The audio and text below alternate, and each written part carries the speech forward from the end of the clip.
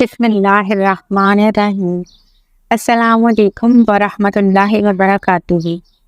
ایک بھائی بتاتے ہیں، وہ کہتے ہیں کہ میری درود شریف کی زندگی کا سب سے خوبصورت واقعہ۔ آج مجھے بے حد خوشی ہوئی۔ کچھ دن پہلے میں ایک جگہ چائے پینے گیا۔ اس نے مجھے بھی کہا، بھائی آپ بھی خرید لیں۔ میں نے ایک بلون لیا اور اس سے کہا، پریشان کیوں ہو، درود ابراہیمی پڑھا کرو۔ تو وہ بچہ مجھے کہنے لگا، بھائی درود پڑھوں گا یا غبارے بیچوں گا؟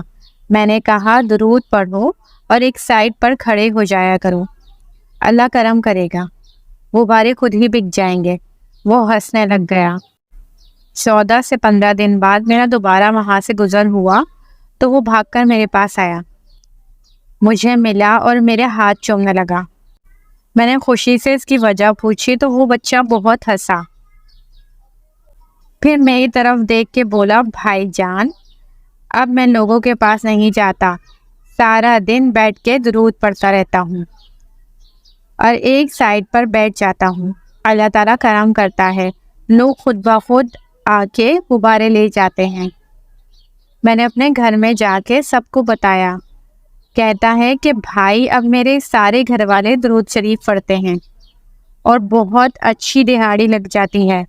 بچہ بہت خوش تھا، لیکن خدا گواہ ہے اس سے زیادہ میں خوش تھا، کیونکہ اس کی آنکھوں کی چمک میرے لیے کسی تمغے سے کم نہیں تھی۔ آپ لوگوں سے یہ تمام باتیں اس لیے شیئر کی جاتی ہیں تاکہ آپ لوگ بھی درود پاک پڑھیں۔ اسی طرح وہ بھائی آگے بتاتے ہیں کہ میں نے استغفر اللہ اور درود پاک کی بے انتہا برکتیں دیکھی ہیں۔ وہ بھائی کہتے ہیں کہ میں ایک اللہ والے کی صحبت میں بیٹھا کرتا تھا اور اکثر لوگ ان کے پاس آتے تھے اور شاہ صاحب سے اپنی مشکلات کا ذکر کرتے۔ شاہ صاحب رحمت اللہ علیہ فرماتے، زندگی میں جب انسان کے دکھ درد اور پریشانیاں آ جائیں، 333 بار درود ابراہیمی اور 1000 بار استغفر اللہ کا ورد کرے، اللہ ہر قسم کی پریشانی کو حل کر دے گا۔ اور حضرت صاحب ہمیشہ ہر ایک انسان کو یہی وظیفہ بتاتے تھے۔ چھوٹا تھا تو میں سوال بھی کرتا تھا۔ میں نے پوچھا، حضرت صاحب ہر شخص کے لیے ایک ہی وظیفہ؟ میرے شاہ صاحب رحمت اللہ علیہ نے فرمایا، وظیفہ 800 سال پرانا ہے۔ دنیا میں جب انسان دکھ اور غموں کا شکار ہوتا ہے، وہ اللہ سے معافی مانگے اور درود پڑھے، اللہ بہت کرم فرمائے گا اور اس کی مشکل حل ہو جائے گی۔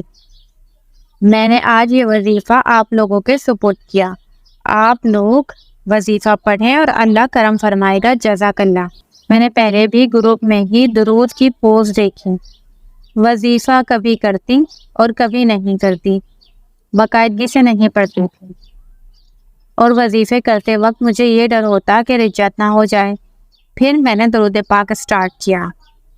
انہی دنوں میرے ڈاکومنٹس کھو گئے تھے، بہت تلاش کیے میں نے، پر وہ ڈاکومنٹس مجھے نہیں ملے۔ پھر میں نے درود ابراہیمی کو کثرت سے پڑھنا شروع کیا۔ پھر مجھے درود شریف کی برکت سے خواب میں جگہ کی نشاندہی ہوئی، لیکن مجھے اپنا وہم لگا۔ میں نے ہر جگہ تلاش کیا، پھر سے اسی جگہ کے علاوہ، کیونکہ مجھے ڈر لگ رہا تھا میرا خواب جھوٹا نہ نکلے۔